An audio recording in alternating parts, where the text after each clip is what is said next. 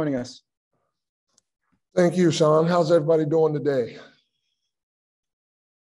think everybody's good. We'll go ahead and get started. Fantastic. All right. Thanks, Dave. All right. Well, first of all, guys, thanks for everyone for joining us. First thing I'd like to talk about is the other night we had a big time scare, longtime supporters, Stan Goldstein, just before halftime, had a medical emergency. And I just want to say kudos to so many people that played a role in saving his life, from the people in our fan section that noticed him not being in a comfortable state. Our athletic trainer, Matt, and the doctors and medical staff on hand at Iowa responded in a timely fashion, quick, efficiently, and did a courageous job of helping to save his life. And so that's the first thing I want to, mention, and just say we're very thankful and grateful for the report that he is recovering and moving to better days. Fighting Illini, another great challenge in front of us. This is a Big Ten basketball season. They found their rhythm the other night, had an impressive win over Minnesota.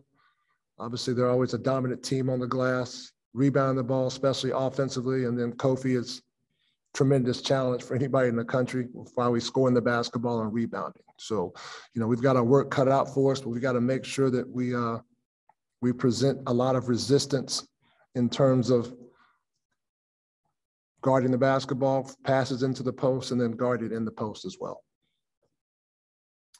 We'll start with Ryan McFadden. Hey, Coach.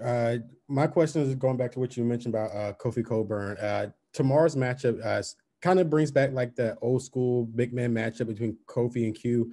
I just want to get your thoughts on, you being a big man yourself, the evolution of that position now, where we're seeing a lot of big men today stepping outside, taking outside jumpers, and having more of a perimeter game. So I just want to get your thoughts on the evolution of that position over the years.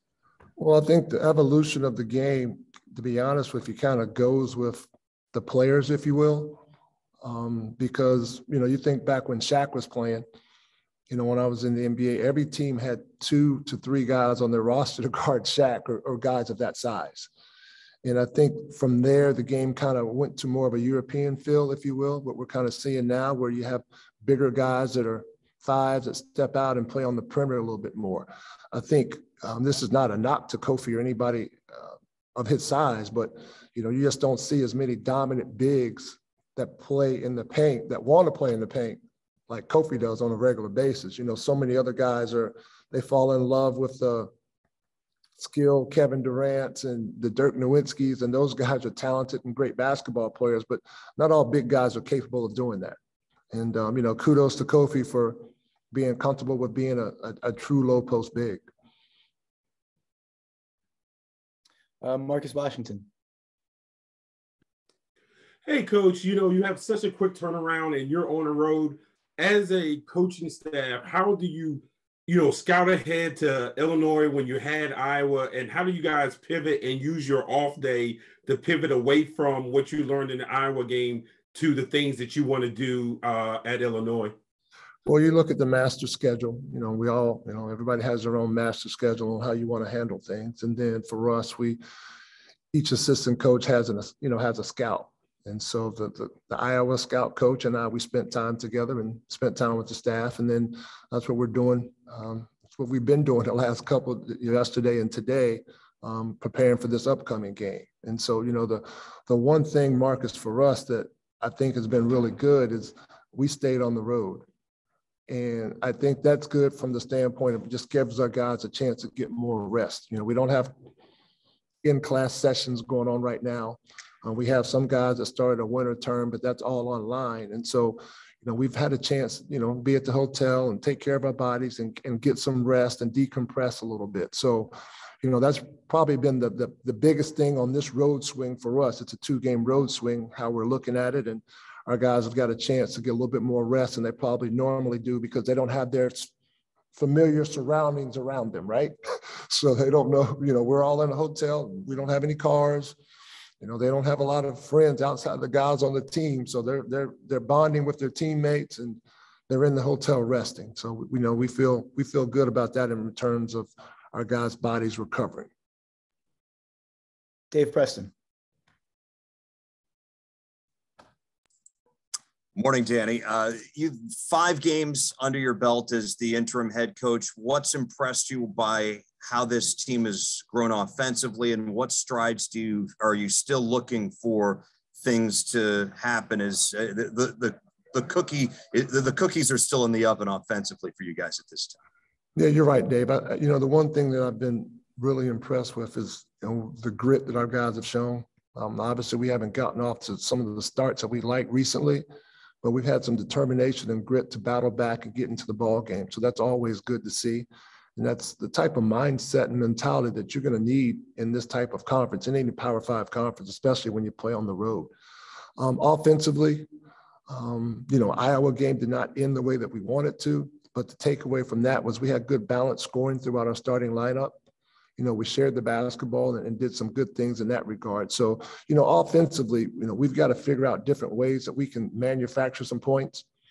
And I'd like for us to get to the free throw line a little bit more. We'd like to get out and transition more. And we have to have the mindset of getting paint touches, because once we get paint touches, we're able to kick the ball out to shooters, shooting shots in rhythm behind the three-point line, or catch and drive a bad pullout, bad closeout defensively to some type of floater or another drive and kick play. So offensively, ball movement, body movement, paint touches, share the basketball, and then get out and transition and get to the free throw line in ways that we need to manufacture points to score in this league. Bruce Posner. Oops. Yeah, Coach. You've coached in the ACC, you coached elsewhere. You never coached I'm not studying your resume, but you've coached against Big Ten teams. But what's unique about coaching in the Big Ten? What are you adapting to? Is it physicality, or you see games are always close, in the Big Ten, and, there's never an easy win? Yeah, Bruce, what I'm adjusting to in the Big Ten is just the different personalities of the coaches. Each coach has a different personality in a sense of what they're trying to run and what they're trying to accomplish out there on the court. And so for me, that's the biggest thing, watching tapes, watching how they come out of timeouts, watch how they come out of to start the second half. When somebody on their team gets a hot hand, what plays do they go to? So those are all the little intricate details that I'm trying to learn about all the coaches in this league and the systems that they run. You look across the board and each league has talented basketball players, and the Big Ten definitely has quite a few of those.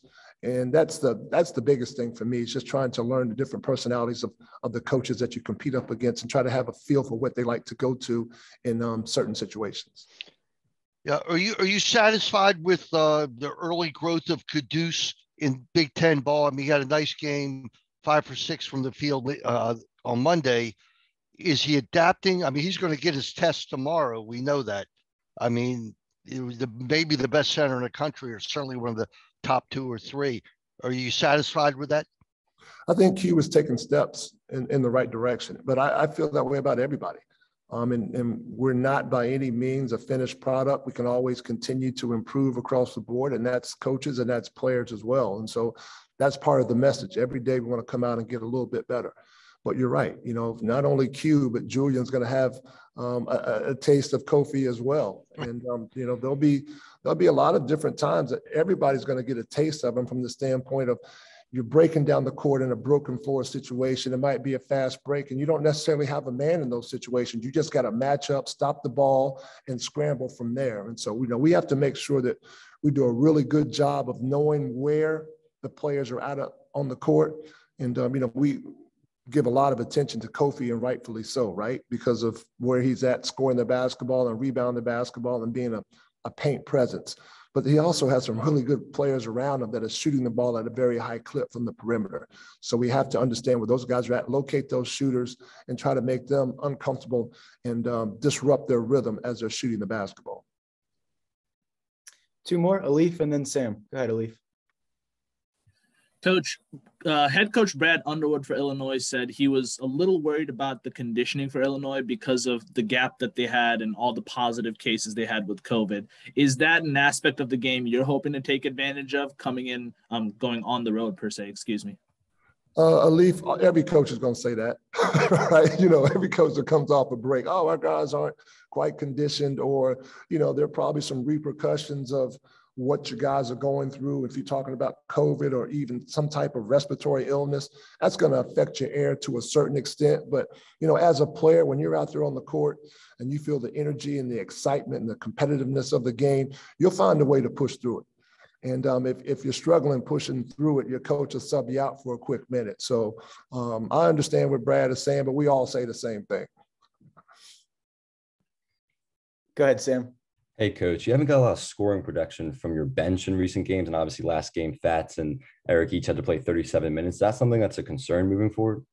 Well, you know, we feel good about the guys coming in off the bench. You know, yes, we like to have a little bit more point production, but, you know, they check the boxes in so many different areas for us. When we talk about energy generating behaviors, whether it's deflections defensively, being in a stance, doing a lot of other things to get guys shots, whether those guys are getting paint touches and kicking out to players. So, you know, we like to see better production across the board from everyone, but those guys do a really good job of coming in and feeling the game and going from there. And our starting group last game, like I said, we had 5 guys in double figures, so the balance was there.